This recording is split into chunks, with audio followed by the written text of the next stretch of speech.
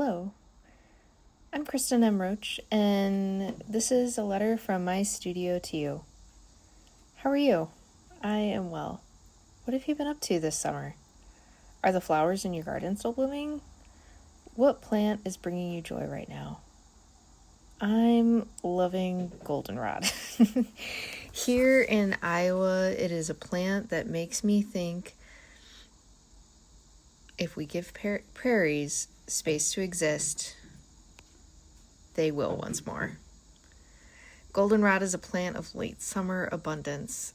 I just learned that it is one of the plants that helps bees, honeybees, and native thrive this time of year and prepare for winter. And while people associate goldenrod with ragweed allergies, it's actually the solution. Ragweed is a specific plant, it turns out, and if you make a tea with goldenrod, it could help counteract ragweed. So they often grow in the same ecosystems even, and it's beautiful. Look at it. Think of that singular stalk and multitude of flowers so heavy with pollen, they flop over.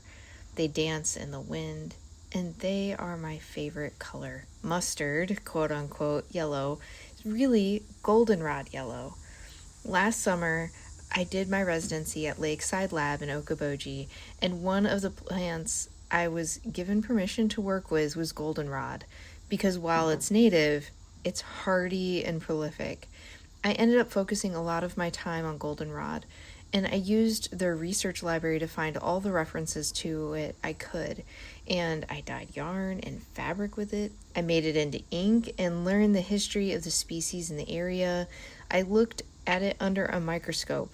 In fact, the only painting I actually completed during my residency was a painting of goldenrod dye bath under the microscope. A series for the future, I am sure. In addition to vibrant yellows, you can also make a full palette of pale, beautiful yellow greens to pale green. And the interesting thing about dyeing with goldenrod is that you can only dye with it fresh if you want that lovely rich yellow. So since having a hard time with my writing. So since this spring, maybe longer than that, I've been knitting a sweater with the goal of finishing by goldenrod dyeing season. I have half of one sleeve left and I'll be ready to dye, hopefully this weekend. A remnant from last summer is my goldenrod gull experience. What happens if I ferment goldenrod, aka rot dye, with the gulls versus with just the leaves? Don't know. I have 2 jars going. I'll find out soon enough. So, what is a gull? It's a little ball that forms around an insect when the insect attacks. It's like the way the plant protects itself. And goldenrod, it's formed around a type of wasp and kind of looks like this. And then I did a drawing of the goldenrod and then kind of like a zoomed in drawing of just the gall. Sometimes you can find a little grub in it, and that is actually great for fishing if you can manage it.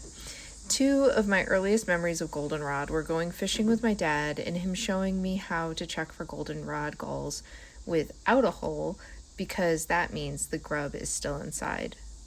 The other time, I'm not sure where we were, but it was so muddy around this lake and I was left to my own devices to make my own fun. And so I made a mat of goldenrod to sit on and enjoy the shade the goldenrod provided. It was towering in my mind's eye. The whole time I was working with this lovely plant, I just kept thinking how I would plant it when I got home. This is flash forward to my residency. I was thinking about how I would plant it when I got home. And that of all the lovely plants we have, goldenrod was not among them. I was wrong. We have this sweet little woodland goldenrod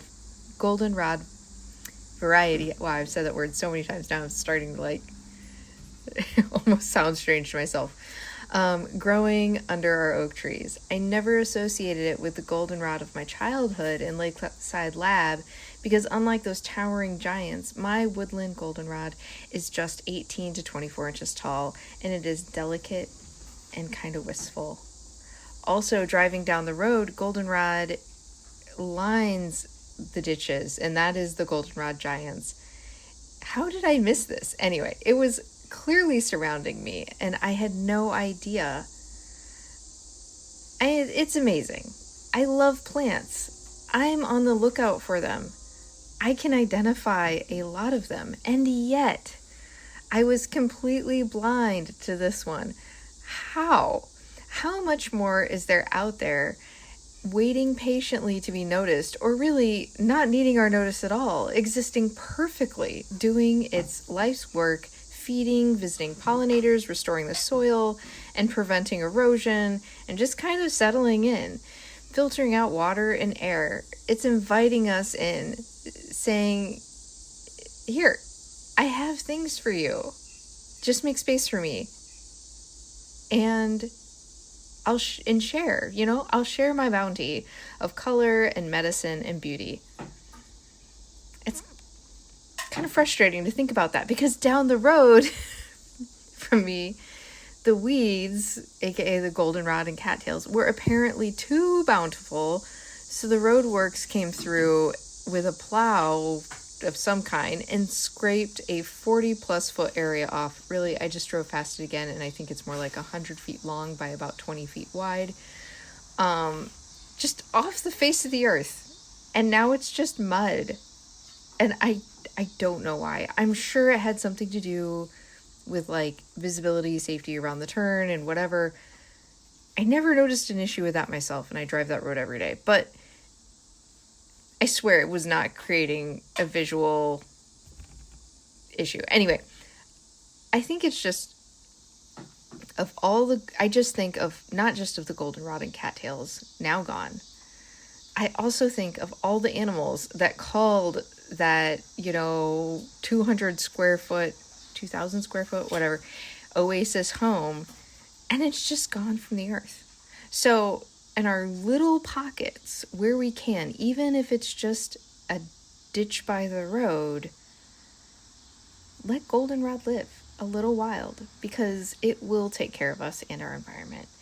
And as we clear space for ourselves, I hope we can find a way to keep space for all the other parts of life, like goldenrod. Sincerely, Kristin. P.S. Here is